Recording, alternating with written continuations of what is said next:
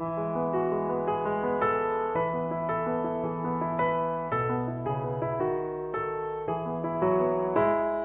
pie que ya despunta el sol y queda atrás la cerrazón.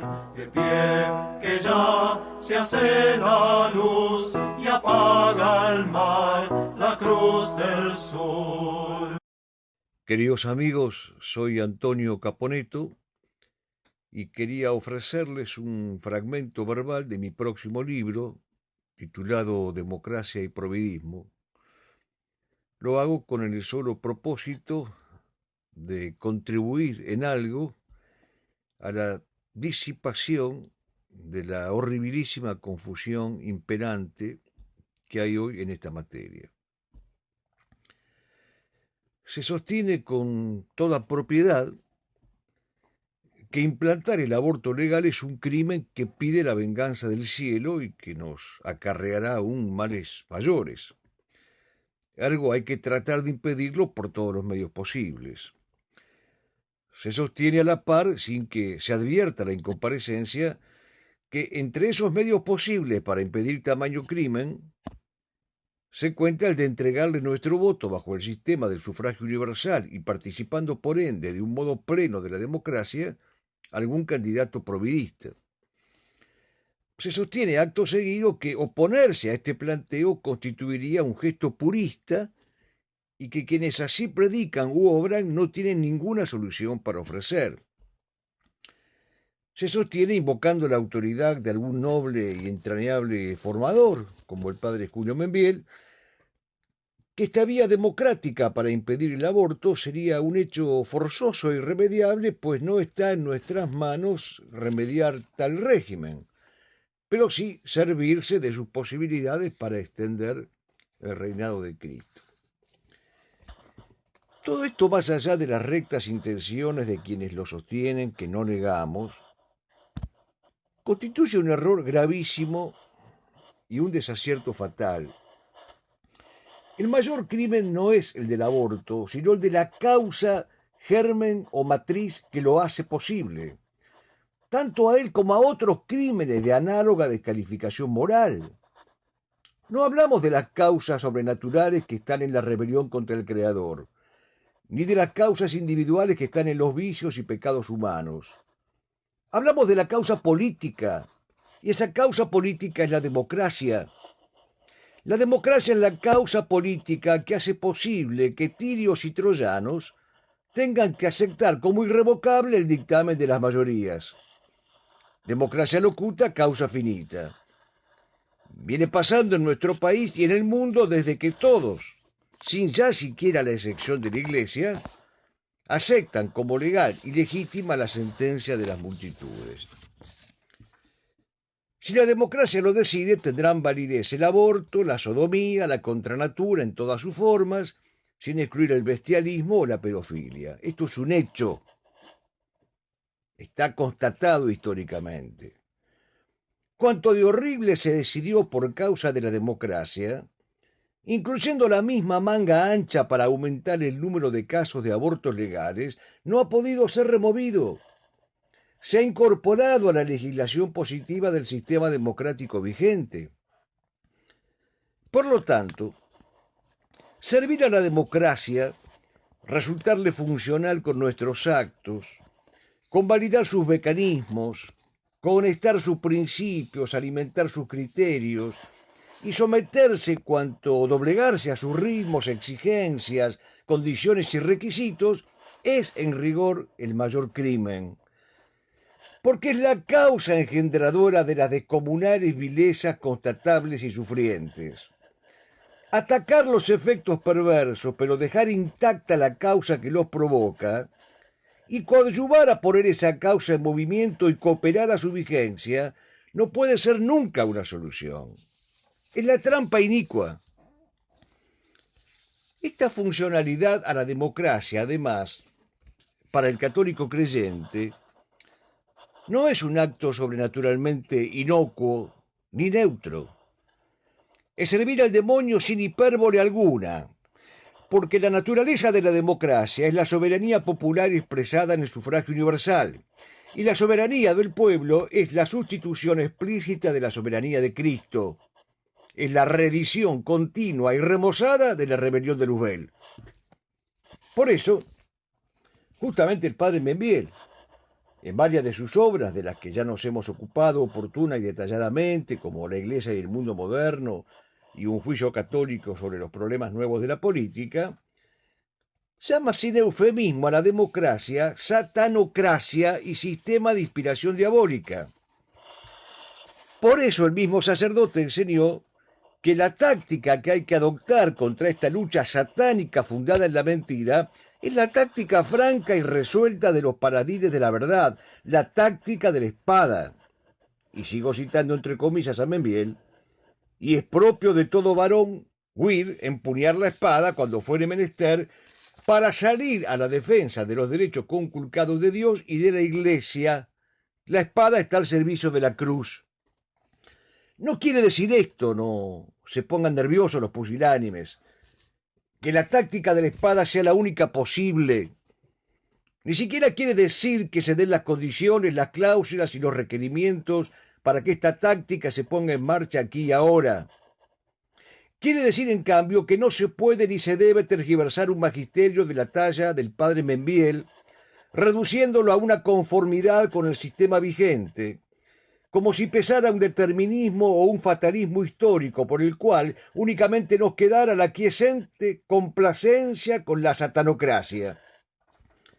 De Membiel hemos recibido muchas lecciones y muchas experiencias exactamente en el sentido opuesto. Vaya si en un sentido tan opuesto que no hubo expectativa castrense, presuntamente restauracionista, que no contara con su bendición, aunque tuviera que reconocer después con sencillez que eran expectativas inconsistentes. En su obra Concepción Católica de la Política, citando expresamente a la encíclica de San Pío X, Il Fermo Propósito, les pide a los católicos que no distraigan su acción de la simplemente católica y que se valgan de los medios actuales posibles.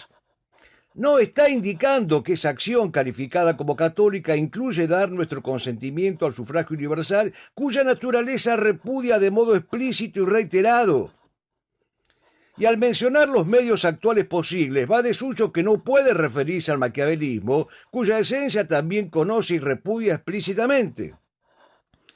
No todos los medios actuales posibles pueden justificar el fin de extender el reinado de nuestro Señor Jesucristo. No por lo pronto aquellos que están reñidos con la lógica, la ética y el sentido común. No tampoco aquellos que son connaturales al ejercicio dominante de la satanocracia. Asimismo, cuando el padre Membiel reconoce con llaneza que no está en nuestras manos remediar la vigencia de este sistema inicuo, tampoco nos está pidiendo que esté en nuestras manos consolidarlo o que le reconozcamos legitimidad o que nos sumemos a participar en él, potenciando así, de hecho, su licitud y su vigor. Simplemente habla de servirse de las posibilidades que aún existan, si es que existen, para extender el reino de Cristo. Esas posibilidades son múltiples, pues son otros tantos hechos o actos católicos pasibles de ser ejecutados. No pueden incluirse entre estas posibilidades legítimas, lo subrayamos, las que robustezcan la permanencia de la satanocracia, ante la cual se nos exhorta a no renunciar a la táctica de la espada. Es una vergüenza realmente inconcebible que católicos formados y probadamente honestos quieran correr con la vaina del purismo usado como término descalificatorio a los que insistimos en conservar la ortodoxa y en mantener fidelidad a las enseñanzas de los maestros perennes. Que sea mal visto el purismo entre los indecorosos, los lascivos, los pragmatistas y los deshonestos de todo Jaez es un mal comprensible y una ofensiva prevista. Pero que se nos descalifique por puristas, esto es por defensores y custodios de la integridad, de los principios, del decoro y de la limpidez doctrinaria, y que este latiguillo y que esta chicana estén siendo usados por quienes tenemos como amigos de causa común, es una situación penosa, por no usar palabras más duras. Vergüenza paralela es la que debería darles, pero al parecer no les da, aquellos mismos católicos precitados que acusan a la par a esos puristas de estar sentados resignadamente esperando la parucía. En boca de estos hombres de la acción y del éxito, la expectación parusíaca sería un disvalor, una carga, una rémora que nos vuelve quietistas e inmovilizadores. Es exactamente al revés. Así como el extraordinario padre Castañeda le retrucaba a sus enemigos que no entendían su batalla constante de que la Santa Misa era lo que le daba fuerza, alimento y sostén para pelear, así también a nosotros, aunque salvando todas las distancias, se nos podría decir, y lo decimos, que si algo nos da vigor para resistir, reconquistar y hasta tomar por asalto las murallas, ese algo es la certidumbre inconmovible de la parucía. Si Cristo no vuelve, y a su vuelta no estuviéramos obligados a presentarnos en formación de batalla como pequeño rebaño fiel, entonces sí nos entregaríamos de brazos cruzados. Si Cristo no regresa y a su retorno no estuviéramos convocados a entregarle los bienes conservados, las lealtades acrisoladas, las cicatrices reunidas y los últimos cartuchos quemados gloriosamente en defensa de su santo nombre, entonces sí que nos consagraríamos a la molicie, a la esterilidad y al dolce farniente.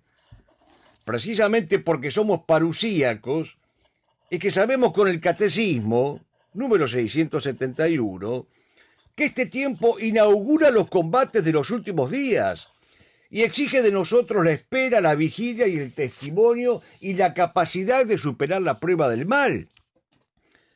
El mismo Catecismo, número 675, al referirse a los tiempos parusíacos, describe la existencia de una persecución causada por los apóstatas, frente a la cual se nos invita a desechar con suma atención la solución aparente, para cobrar ánimo y levantar nuestras cabezas conforme al exigente axioma que nos dejó el Señor.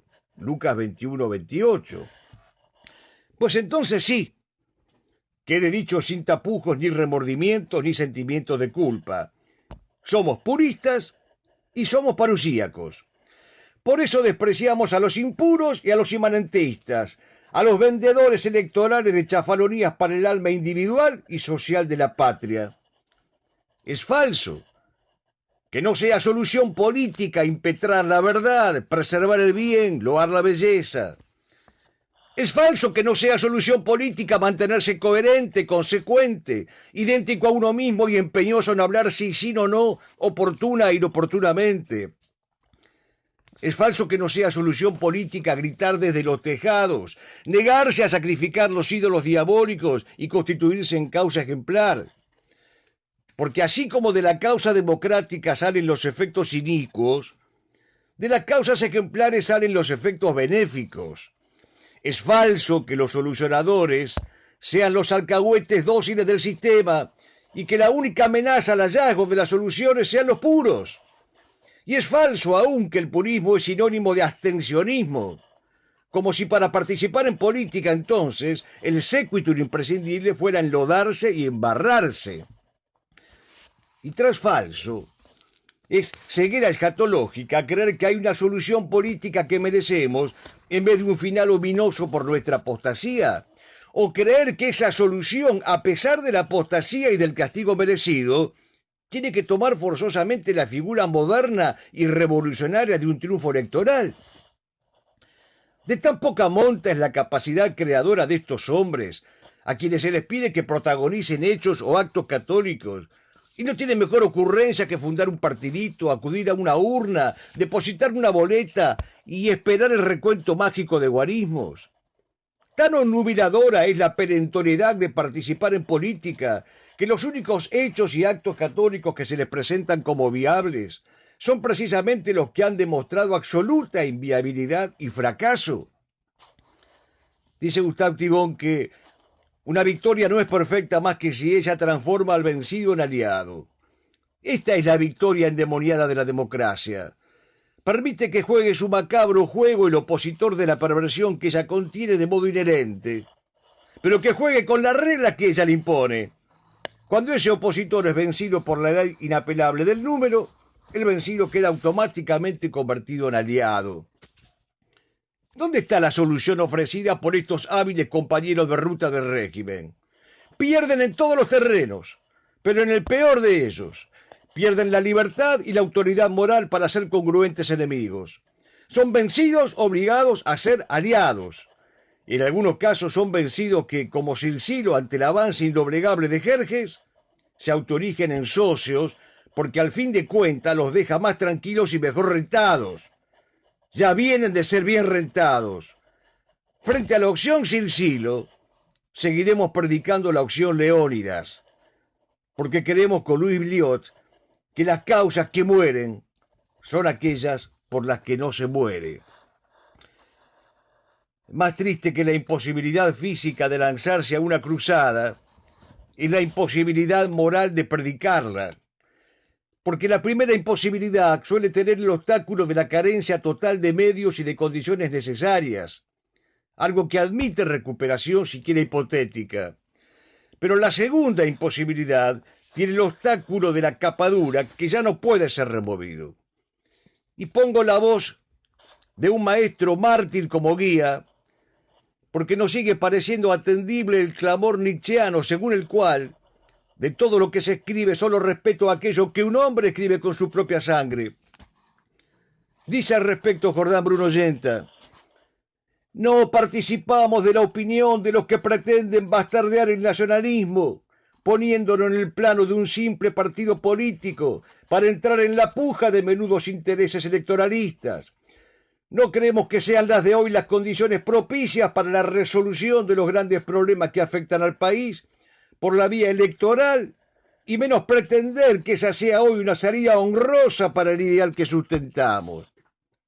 Sigue Yenta: mediatizar lo que es de Dios y de la patria, al juego de unas elecciones, a la decisión de una mayoría circunstancial que se deja arrastrar por el canto de sirena de quien demagógicamente más le promete, nos parece una verdadera aberración.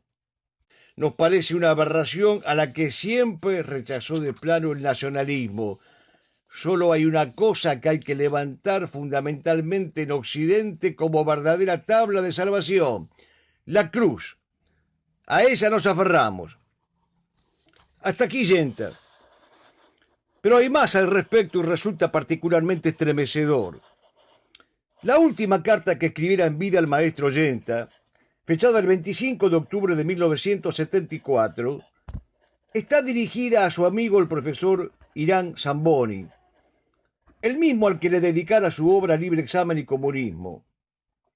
Mañana, le dice Yenta, hablaré en un acto de relativa importancia. Lo haré como si fuera la última vez, porque hay que estar preparado y dispuesto. Lo que menos soporto son los nacionalistas y católicos tácticos que pretenden copar los movimientos y terminan sirviendo a lo peor. Estremecedor, realmente.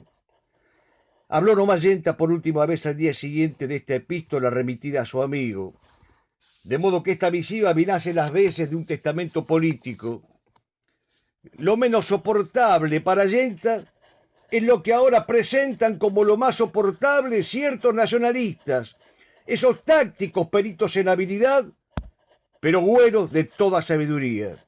Esos que bastardean nuestra doctrina entrando en pujas electorales y en tramoyas partidocráticas, y que sin medir la horribilísima incoherencia que cometen, vivan a la vez la guerra justa de Malvinas y son enteramente funcionales a esta democracia concreta que es hija convicta y confesa de la derrota del 14 de junio de 1982.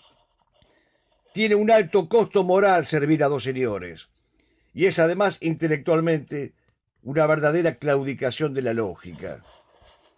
Es incomprensible que aquellos pensadores eminentes que nos dieron las más diáfanas razones y el caudal inmenso de la documentación necesaria para constatar que el último giro inmundo de nuestra vigencia democrática se debe prioritariamente a la derrota de Malvinas, estén dispuestos a ignorar la inconsecuencia trágica que significa participar activamente del mismo sistema por cuya vigencia plena se asesinó a nuestros hombres en el Atlántico Sur. Triste cosa, cuando ya no el hierro, sino el oro del pragmatismo político y de la desesperación nacional es el que decide nuestra conducta, como lo enseña el Dante. Triste cosa cuando se sirve a los ideólogos de Cartago antes que a las legiones de Roma. Triste, ingrata y mísera cosa es cuando el nacionalismo desbarra hacia los lindes del gorilismo y del peronismo, descarríos simétricos. O cuando befa la memoria de sus genuinos pedagogos, sobre todo de aquellos que han muerto mártires en el sentido pleno y laudante de la palabra. Nadie ha dicho que una acción política, como por ejemplo elegir a un presidente, sea un dogma de fe que exija nuestra adhesión a una voz revelada. Ya sabemos que la virtud de la prudencia es la más connatural a la dilucidación y a la resolución de los asuntos políticos. Pero la prudencia tiene sus constitutivos y la coherencia es uno de ellos, fruto de la ebulia, la sínesis y la nome. Y si la prudencia debe aplicarse incluso a la fe, porque una fe imprudente puede llevarnos al fideísmo, la incredulidad o la superstición, la fe sostenida por la prudencia nos debe hacer preferir siempre la revelación a la revolución.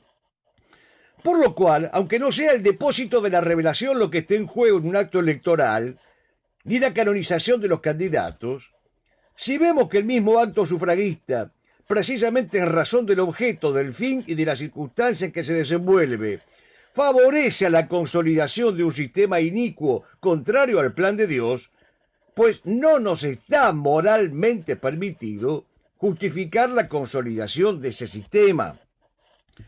La prudencia, que se le pide conferirle a la política, no es maleabilidad ni permeabilidad, tampoco es revelación dogmática, pero es virtud central y cardinal y en tanto tal no puede permitir que el decálogo resulte conculcado en aras de la flexibilidad o de la necesaria huida de una conciencia demasiado escrupulosa.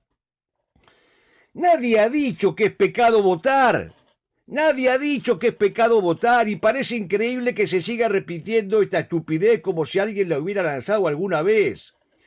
El pecado es la mentira y el sufragio universal es la mentira universal.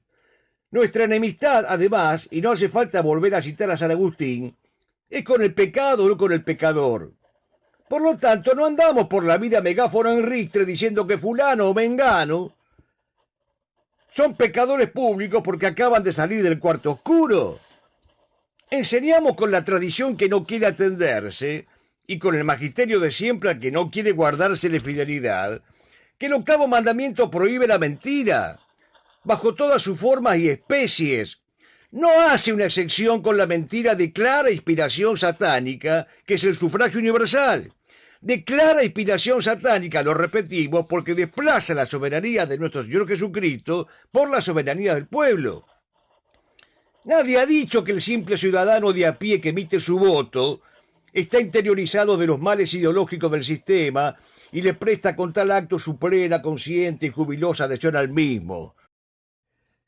Lo que no podemos admitir es que hombres ilustrados, formados y sabios, en vez de hacer lo posible para que el ciudadano de a pie deje de ser prisionero de la trampa sufragista, trampa incluso hasta en su ninguna confiabilidad técnico-operativa, incurran en la riesgosa casuística de las restricciones mentales y de los malabares intelectuales para enseñar que se puede participar tranquilamente del sufragio universal porque tal acto tendría la misma resonancia ética que ingerir una gaseosa o consumir tal aplicación del celular. O que crean ellos mismos que en virtud de su ciencia y honor se pueden permitir el lujo moral de cooperar activamente con una mentira como el sufragio universal, pero después dar eruditas conferencias contra el liberalismo. Según parece, están más allá del bien y del mal. El ente anónimo de las grandes metrópolis, ignorante, burro, estupidizado, masificado y soberbio, es más víctima que victimario de las ideologías, como dijera Karl Mannheim.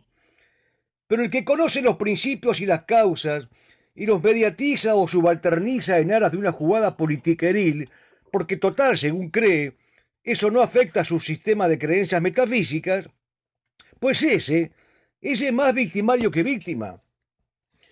Si estamos de acuerdo, como hasta ahora parece, en que peca siempre el católico al votar un candidato proabortista, es una confusión amenazante creer que la solución es votar un provida democrático, sobre quien de antemano se sabe que no alcanzará el ansiado poder político, amén que de antemano se sabe que ha entrado en alianza con el evangelismo sionista. Porque si ese candidato providista es democrático, tarde o temprano tendrá que someterse al dictamen de las mayorías. Y si éstas se expiden a favor del aborto a través del poder legislativo, o de un plebiscito, o de una resolución del Ejecutivo, nada, absolutamente nada podrá hacer. Ya le entregó su declaración pública de fe al sistema democrático. Por eso en la perversión democrática que todo lo subsume, envuelve y doblega, hay algo malo que le adviene aún al candidato bueno, o al mejor posible. Lo repetimos. Hay algo peor que el crimen del aborto, y es el sistema que lo puede causar, legalizar y poner en práctica. Ese sistema es la democracia. Y no hay ningún providista que se presente a elecciones con la lucidez y el coraje necesarios para decir enfáticamente que no levantará estatuas a la maldita causa, sino que por el contrario la tumbará, ordenará un desfile ecuestre victorioso sobre sus despojos y perseguirá con mano dura a los hijos de las tinieblas que la sostienen. Si Diocleciano está dispuesto solo a desterrar a los católicos y Nerón a quemarlos vivos, el aspecto de benignidad que hay que buscar no es el destierro, dándole entonces nuestro voto a Diocleciano. La benignidad que hay que pedir es la gracia de no desfallecer ante el martirio cruento o incruento.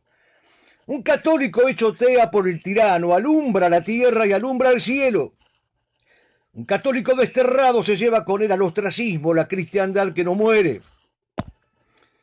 Y habría otra benignidad por pedir, que el Dios de los ejércitos y Nuestra Señora de las batallas no mandaran un caudillo capaz de presentarle combate físico al tirano, se llame como se llamare. Lo que no se puede hacer es quedar entre Nerón y Diocleciano y repartirles a los cristianos una guía práctica para mensurar el aspecto de benignidad de cada quien, y luego asistir tranquilos al balotaje de ambos asesinos. Cuando no hay bien, no hay que elegir. Cuando no hay bien, no hay que elegir. Tampoco cuando ese bien sea en rigor un acechante mal menor. Democracia y providismo terminaron aliados, con la bendición de obispos, imanes, gurúes, pastores, rabinos, chamanes, y de ese ominoso personaje sentado en la silla petrina, para escarnio de Roma y de la cátedra de la verdad, a la que debería servir y conculca a diario. Otra vez se cumple la calamidad prevista por Borges. Lo que podía haber sido una epopeya acabó siendo una sórdida noticia policial. Lo que podía haber sido una humilde y recta canción de gesta terminó en un suceso partidocrático, o lo que es peor, derivó en una lóbrega primicia politiquera.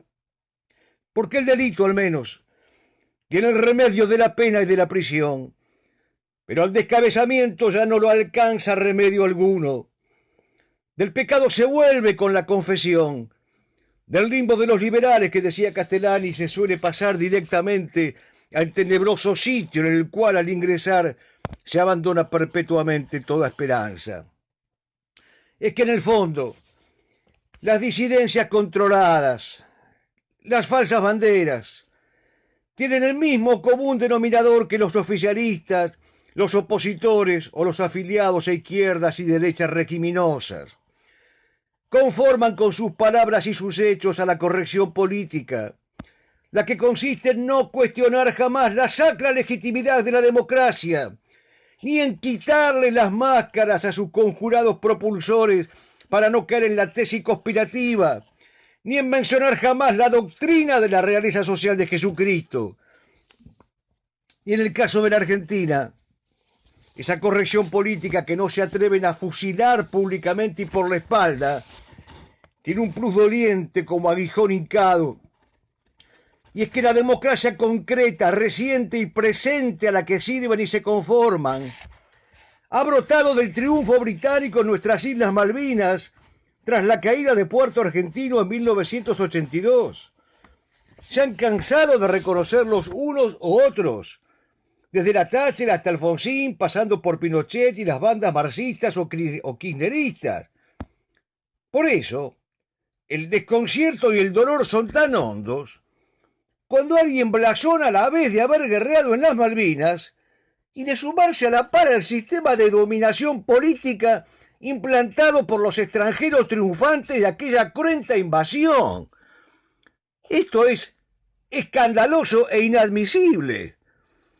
Siempre existió y siempre existirá la esperanzadora posibilidad de ser contrarrevolucionarios en nuestro idioma, en nuestros gestos, en nuestros actos y en nuestras decisiones irrevocables y duraderas. El bien posible es este: proclamarse contrarrevolucionario y vivir en consecuencia, predicar cruzadas y pedirle al buen Dios que nos permita engendrar quien las libre o la gracia de merecer nosotros mismos 1000 veces una muerte argentina. 1000 veces una muerte argentina. ¡Viva Cristo Rey! ¡Viva la patria!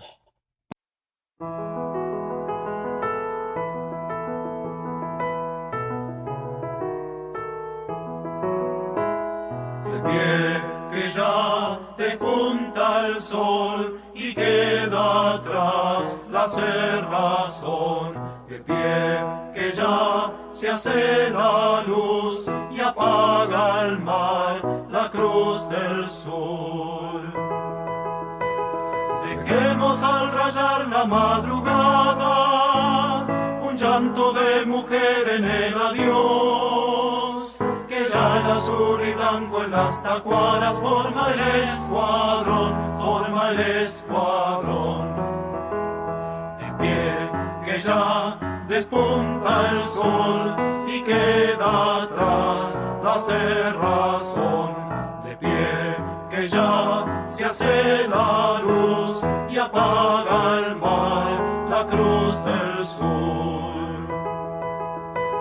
Mañana, camaradas, si tu sangre tiñera la victoria nacional, Florida en 100 estrellas federales, llegará la paz, llegará la paz.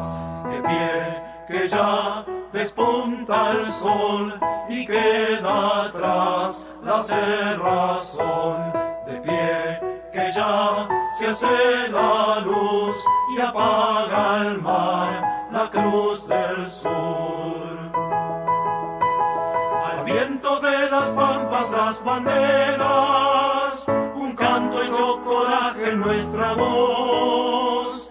Marchemos, camarada, la pelea por la patria y Dios, por la patria y Dios. De pie que ya despunta el sol y queda atrás la cerrazón. De pie que ya se hace la luz y apaga el mar la cruz del sur.